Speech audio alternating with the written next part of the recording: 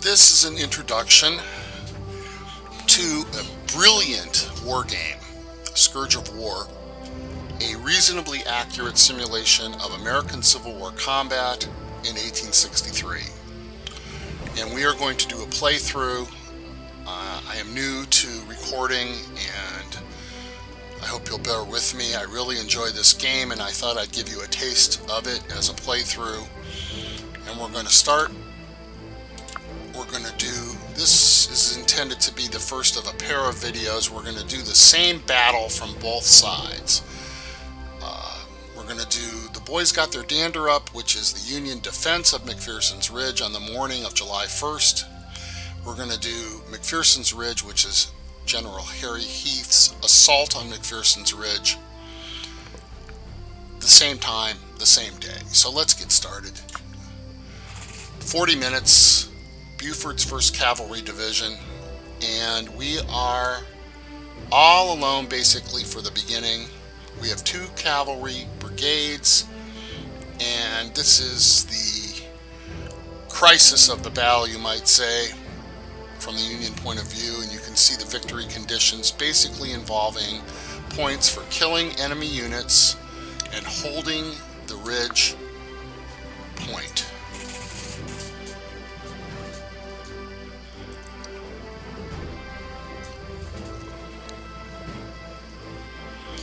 Complicated game, but if you're used to video wargaming or strategic wargaming, it's not that bad. Alright, here we have Buford, and he's just hanging out here next to the seminary, and you can see over on the right is, hanging in the sky is this 19th century thing. Oh, let's see what's going on here. We've got a courier, and this is from my subordinate, Devon, who's off to my right. And he's saying, I'm coming to help you. He's detached from my command currently. Okay, so there's a Lutheran seminary, and let's go to me. Here I am, and I am going to proceed up the road at the gallop.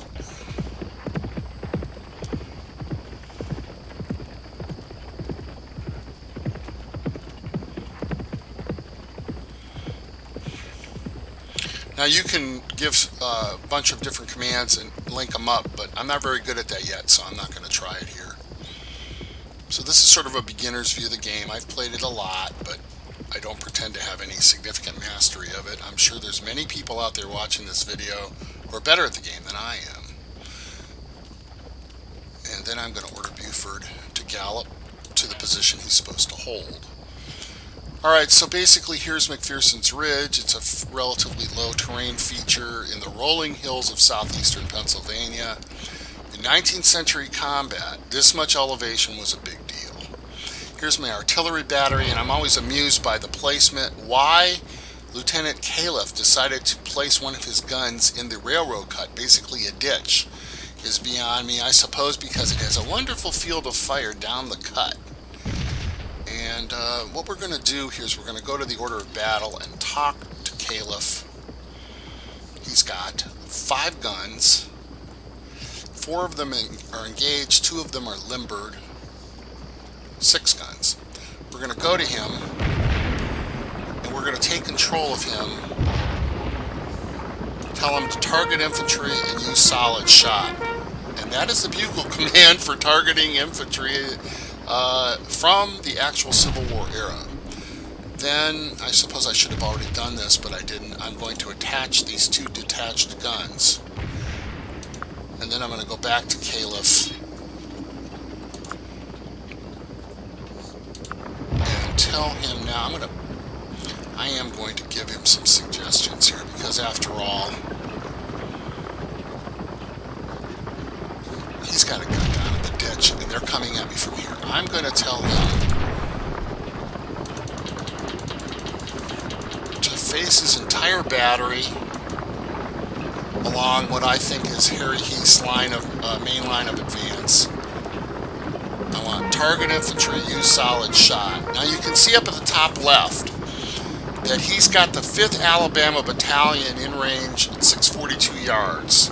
And of course that's going to close mighty fast because they're going to come at us. Now let's talk to my colonel on the scene, Colonel Gamble, and I want him to hold this little line right here. By line I mean fence line. I want him to hold it, and I'm going to give him orders to defend it. Now you can see the little arrows, that's where the regiments will be placed. And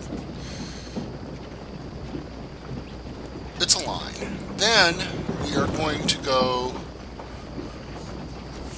Okay, now this is a courier message from the Corps commander, basically the second level from the commander of the Army, Major John Reynolds, a brilliant Corps commander, probably the best soldier in the Union Army at the time. And he's approaching with the lead brigade of Wadsworth's division, and the rest of his corps is coming up. Good news. So we know that we have a limited amount of time. We don't have to hold forever. Good news. Now let's go to Devon. Alright. And we're going to go to him. We're going to attach him. Well, we don't really need to attach him. Let's just give him a move order. Alright, where is Devon? Devon is way over here. Here's his single star, and he's moving north. I wonder where he's going. He seems to be meandering around. I think we should give him specific orders. So we go to the map. We click on the general area I want him to hold. Gives us a specific point. Let's get oriented here. I want to pull back a little bit.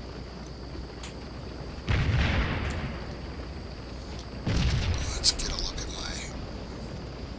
Alright.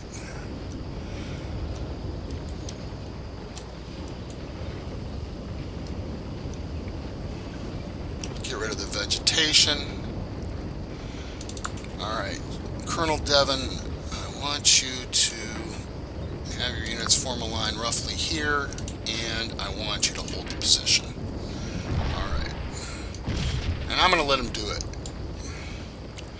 Alright, now you can see here that the victory point is now filled in with the Union flag.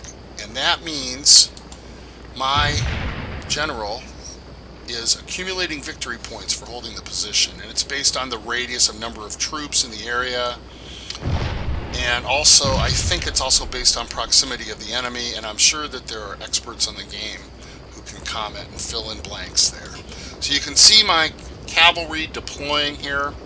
They're dragoons, which means they do not fight mounted, and nor should they, because under the technology of 19th century combat, the rifled musket in the hands of a trained unit can stop any cavalry charge in its tracks before it reaches hand-to-hand range.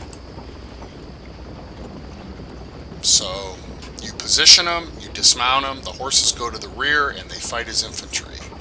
And they, as I already indicated, they fight as sort of, mediocre to poor infantry. They're not designed to duke it out with infantry. They're designed in this particular scenario to delay. They apply enough fire to prevent the enemy from going where he wants to go. Here you can see my 2 batteries are coming up. And if we're nervous about holding out, you'll notice that all of a sudden I don't hold the position anymore. And there's no good reason. It's sort of a game glitch. So what I'm going to do is I'm going to grab a unit to put on the victory point position. I happen to have Devon's 3rd West Virginia Cavalry, who only have 28 men, and they're not doing so hot anyway. I'm going to detach them. I'm going to take command of them. I'm going to move them. I want you to get over here. I don't care how many of you show up. Just get over here and hang out with General Buford. hopefully that will solve the glitch of me not getting credit. Now, it might be the proximity of the enemy that deprives me of this. I don't know, but it looks like I'm holding the ridge, folks, so wouldn't you think I'd get credit for it? I mean, I don't see them anywhere near the ridge. But no. A little glitch. The other glitch I told you about was the fact that the detached artillery do not seem to get proper casualty infliction based on their positioning and their target. Here's our general, our corps commander. He's hanging out here. In the battle, he strayed a little too close to that copse of trees you see there and was killed by a sharpshooter. And as promised, here comes Wadsworth's division, which with its accompanying artillery batteries. And let's see who we've got here. We've got, there he is, the division commander, James Wadsworth, and his brigade commander, Lysander Cutler, commanding the 2nd Brigade. And they are pretty good infantry folks, so if they get up here to help us, we'll hold the ridge for sure. Let's see what's going on here. I'm going to put my guy directly underneath. And where's my 34 men? Are they proceeding toward whatever they left? Where do they go? Do they route? That's not them. What happened to them? That little unit. See, now I shouldn't have to be worried about this stuff at this juncture. Ah, there they are. Alright. All 22 of them left from a regiment of probably hundreds. They fought in a bunch of engagements. And now they're down to 22 guys. And when they dismount, as I'm ordering them now, they're even less. And I'm going to actually micromanage them because they look dumb facing away. Let's at least give them the honor. Now, why am I not holding the position now? Presumably because of the proximity of enemy troops, but go figure, I don't see them. Kind of a glitch, I'd say, wouldn't you? Alright, so here's Davis's brigade assaulting my right flank, and so we are going to, what we're going to do is we're kind of going to sucker him in a little bit. What we're going to do is we're going to take control briefly of this unit. We're going to order it to retreat. Then we're going to give it back to Devon. And what I'm contemplating here is simply that we hold a line roughly along this line here, this fence. And I ordered Gamble to hold farther out because I was thinking that they would delay them. But now I don't know what General Heath is thinking of over here. You can see he's got, let's go take a look. Who is this? We should be able to figure out by now. This is Archer's brigade. And well, gee, wouldn't you really want him to be assaulting my right flank, my left flank? I mean, but he's doing nothing. And you can see on the horizon, Heath's batteries have deployed and are starting to apply fire to my position. And you can see over here, now Davis is moving. Now, at least he's being a little aggressive. And let's see if we can find Colonel Devon. Yes, Colonel. Let's get a move on here. Let's get yourself going. Everybody move fast. And then so I'm getting my right firmed up here. I don't know what's going on with these guys. They should be moving too. Let's attach them. Often I forget to attach detached units, and I suppose if I played the game a lot more, I would get better at that. And in any event, there they go. Now, the AIs for the various subordinate commanders actually duplicate, to some extent, the personalities of the actual commanders. And I'll show you that on the order of battle. Alright, here we have Colonel William Gamble, and he is competent, average command radius and control. And his style here, see, is defensive. So this guy is not excited about going out and trying to get his men killed, which is a valuable thing at this juncture. And let's look at his counterpart, Devon, on the order of battle. Devon is a better commander.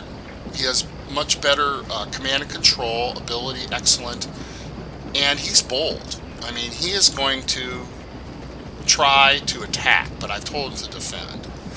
Now, I want to show you something interesting. We have one of Davis's regiments, a big one, and Davis's 55th North Carolina Regiment is lying down. And I'll tell you why they're lying down, folks, because Caliph's battery is enfilading them, see? And not only are they enfilading them, but I'm going to make a suggestion to my lieutenant here.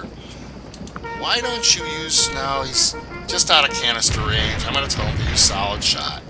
And looking at the regiment, you can see 1, 2, 3 cannonballs have impacted on this position already, which is why they're lying down. And they're not going to fire at anybody lying down, and they can lie down all day as far as I'm concerned, because we'll just mop them up when everything's over. Alright, I don't understand what Gamble's idea here is. Let's suggest that he wheel to his left. That's probably why he's forming such a weird line. Alright, that's looking a little better. Well, folks, I'm pretty happy. I mean, if I were evaluating Harry Heath, I would give him a D right now. He's doing a very poor job, and we're going to retreat these guys because they're in a bad place. And I don't know what Devon's doing over there when I told him to come over here. And that's what happens. Unless you take control of everybody, and I mean take control, micromanage, take control, they do whatever they want to do. And they do it in a reasonably historical way, which is a blast.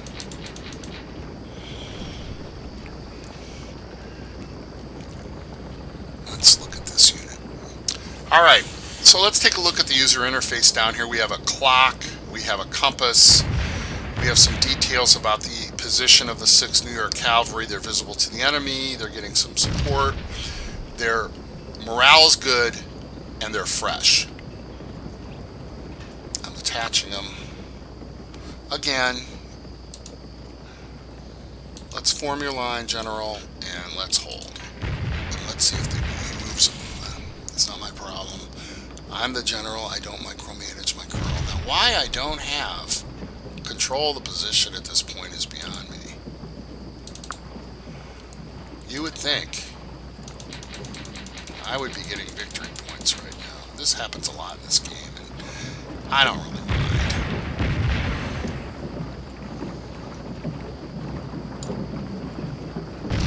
So what will happen is, since they're dragoons, presuming that Colonel Gamble here is competent, when the enemy reaches, here, you can see they're approaching 372 yards. When they reach about 250, 300, he should dismount these folks, send their horses to the rear. They'll go down in number by 1/3 because 1/3 of the men are holding the horses. I believe that's how they operate. And we will start applying fire to the deploying Archers Brigade of Heath's division, which is getting ready to assault the ridge. That's interesting. He's put one of his regiments over here sort of as a flank guard, and that's fine with me. I don't care. Ah, there you can see one of Devon's regiments just dismounted. These guys are charging them. I do believe they are charging. No, they were just running. Alright, I don't really mind that they're not being pretty as far as the line they're forming, because they're occupying Davis's brigade. Now, let's just take a look here. 1, 2, 3, 4, 5, 6, 7, 8. This means that Caliph's brigade, those holes in the ground, mean that Caliph's brigade hit that regiment 7 times, but they didn't really cause that many casualties. Let's look at Caliph, our lieutenant commanding this little brigade. He's got, holy moly, 217 points. He's inflicted a lot of casualties and taken very few himself.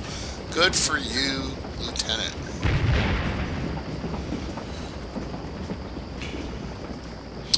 Yeah, if somebody out there who really is a master of this game can explain to me why I am not getting victory points with my commander and a unit on the square, I would appreciate it. I would appreciate the information, because I don't understand it. Well, as far as artillery position in the Civil War, this is sort of almost ideal. You have the artillery, and they are enfilading this regiment. In other words, they're firing down the line, or approximately down the line of the regiment. And that means the men are bunched as far as the cannon's line of fire is concerned, and lo and behold, they are backing up. And I would too if I were getting enfiladed by cannon and fired on from my front by infantry. Alright folks, I'm going to speed up the video a little bit and see what happens. Archer's brigade doesn't seem to be doing anything sensible. Oh, now they're starting to come, so we should see Gamble dismount his men pretty darn quick here. Okay, they're lined up, and they're dismounted. He's got them in double line, which means this will start firing, and then this will support. And Archer's got a flank problem, and I'm going to slow the video down because Archer is doing a decent job at this point, and I'm starting to get concerned. Okay, first of all, Colonel, get your boy, move up here, please. I don't want you getting killed. He's not listening to me because I haven't actually taken control. Alright, well, as I indicated, I normally would micromanage, but as far as the video is concerned, I'm going to let these subordinates do their thing. Let's look off to our rear, and here comes our infantry support. Now let's see what they're doing. So obviously I misspoke. They're not coming anywhere. Well, that's not good. I mean, you just want to let my men get killed while you hang out here and have your lunch? That doesn't seem right. So let's use a feature of this game that's really exciting, which is you can actually duplicate the courier system to some extent. We are going to compose a courier message. We're going to send it to our boss because we don't have the ability for some reason to send it to Lysander Cutler, and we are going to ask for support. We are going to request infantry support to my center. 1009 from me to my boss, Major General Pleasanton. I am requesting infantry to support my center, and I am his humble servant, believe me, because this is 1863 and that's how you talk. Alright.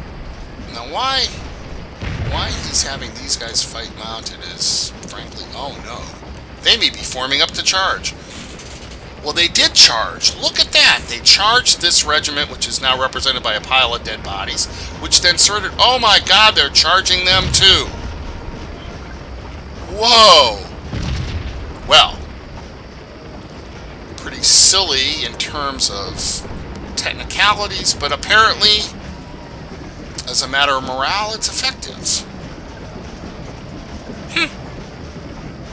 I think it's because they were mounted within a certain proximity to infantry, and they just can't really keep their heads. They just gotta get on their horses, and they routed both of the regiments, and they're charging the next one. Well, look at that. This is wonderful.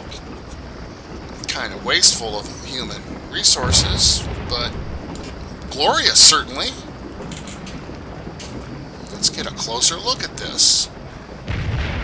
Yes, let's get down here and look at what's going on. Oh my god, there are my... They're supposed to be fighting dismounted, but no.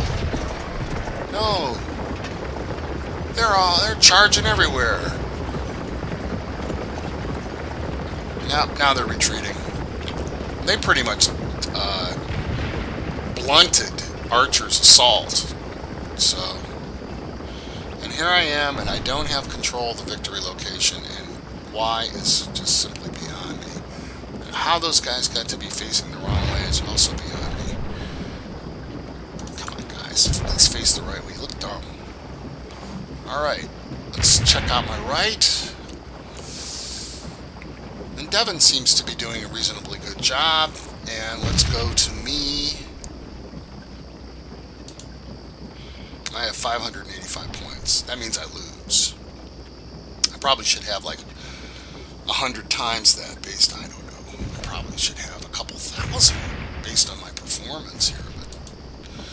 But anyway, we're going to speed up the game.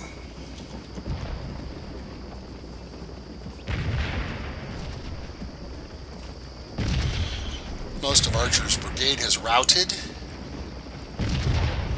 Let's look at these folks. And the 8th New York Cavalry basically is routed. And they're forming up back here. And hopefully my courier is wending his way to my commanding officer and we get support because we're not supposed to be holding this position until the end of time. Oh dear, what's happened to Devon? Oh my, that's not good. He got routed by Davis. Well, here comes 2 of Gamble's regiments back on the field. I'm taking control of one of them. I'm slowing the game down to normal speed.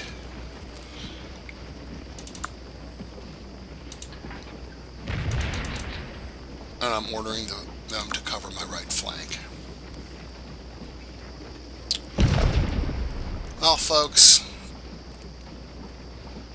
let's see what Davis is bringing to the party here. He's got the 42nd Mississippi, and it's deploying to assault my undefended artillery. Now, first thing we do is we take these guys and we stick them over here. And that'll give me some infantry fire, and then let's look and see what these guys are doing. They are exhausted, and I can't run them up. So I'm going to grab these guys, the 8th Illinois, and I'm going to run them over here too. And I'm going to run them fast. And the reason I'm going to run them fast is because in the Civil War, artillery was fragile to infantry assault.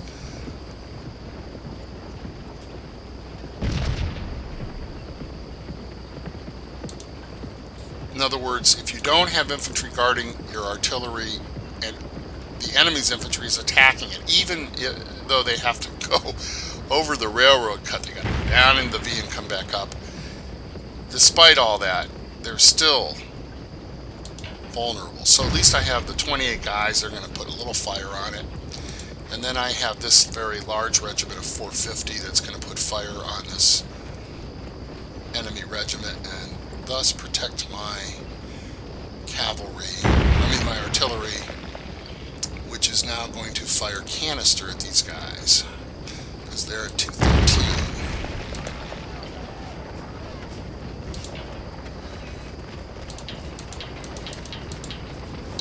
Alright, so that presumably should hold that. And everybody else, right, these guys, are not needed anymore. Put them over here. And now I'm holding the position again. Now, for the life of me, I can't explain it. It must be a certain number of troops, and therefore I am going to halt this regiment right there. And good, my infantry support's coming. General Cutler is on the move, folks, coming to relieve me. And let's go to me. And I have 704 points. I'm holding the position. All is well with the world. Archer's been repulsed. Davis's little adventure with his remaining regiment is probably not going to work. I'm going to micromanage this unit. I want him to wheel left. They're going the wrong way. No. Come on, gentlemen. Let's get up out of the railroad cut. I mean, if I was defending the lip of the cut over here, it would be one thing, but I'm defending the other side. Alright. I'm going to take my tactical reserve, so to speak, and put them back where they were. Alright, so obviously we've solved the mystery. The mystery is this. You must have a certain number of troops within the radius of this victory point to get it, at least in this scenario. And now that I have this unit, which is exhausted anyway here, see, these guys are, well, where is it? They're tired, so they might as well sit there and help me earn victory points. And it looks grim as far as the fact I don't have any troops really facing the right way. Now here they're deploying over there because I didn't take, complete control of them. So Gamble's taking his regiment back. It's not good.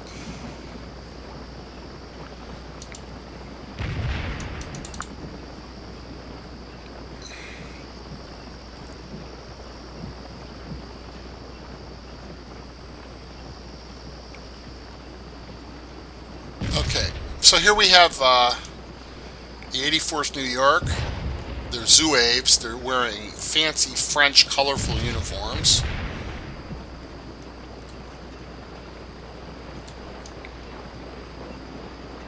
They have beautifully attired.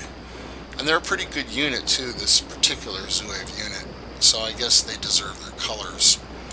But they're not as good, folks, as this infantry unit that's way back here, who probably we won't get to see fight. Let's see, where's our general in command? I don't see him. Anyway, this is the Iron Brigade, one of the best units in the Union Army. Commanded by General Solomon Meredith, the Iron Brigade. And they were named that way because you stick them on a line and they perform like iron. They do not yield. Very good unit. These guys are beat. We let them rest. If they were infantry, I'd tell them to lie down.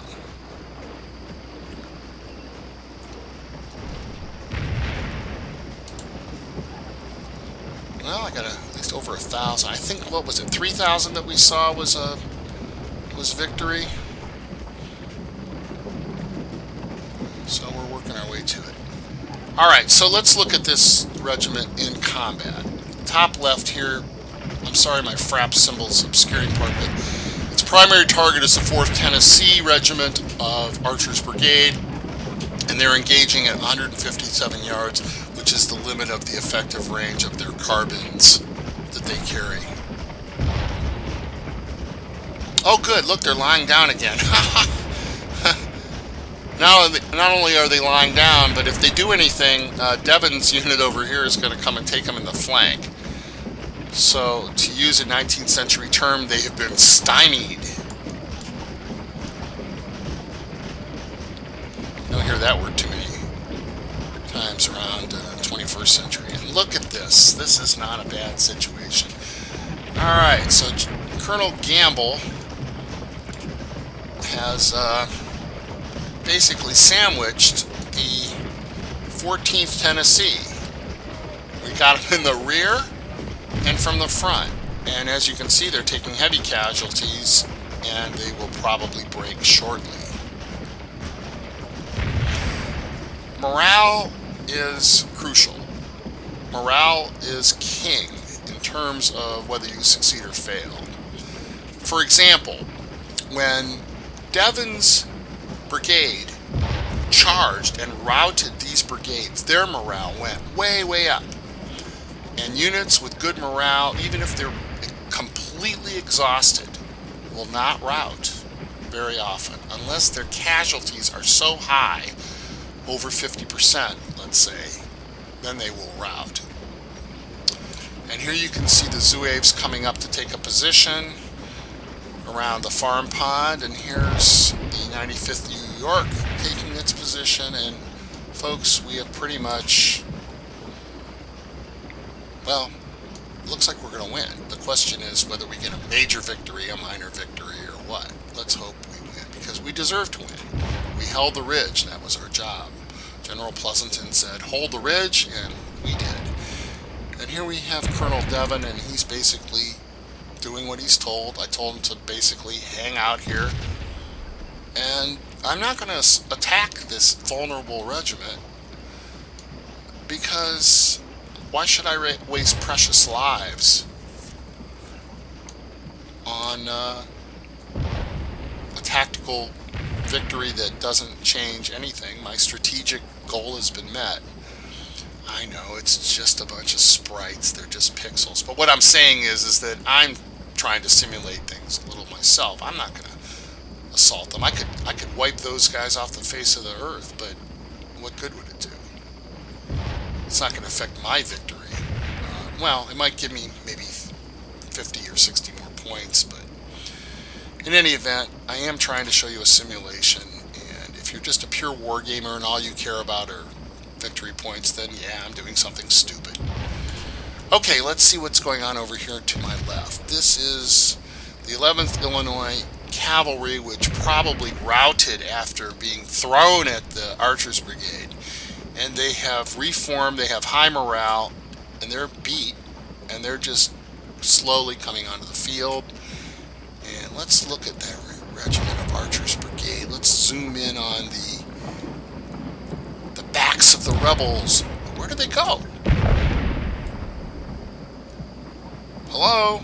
Well, that happens once in a while in this game, but don't you think that's kind of strange? I mean, I could have sworn I just saw that regiment running away, and then they're gone. Well, whatever. There's the rest of Archers Brigade they're pretty good troops. They routed and they reformed, and they're coming back because they're veterans. Let's see what's going on here. I have the 8th Illinois, and they're good morale, and they're tired. Alright, what I'm going to do now,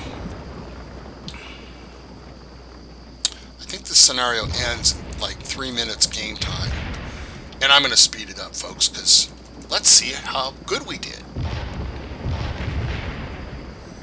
Watching the clock, and everybody seems to be running pretty fast, kind of funny, isn't it? 10:28, 10:29, countdown to victory.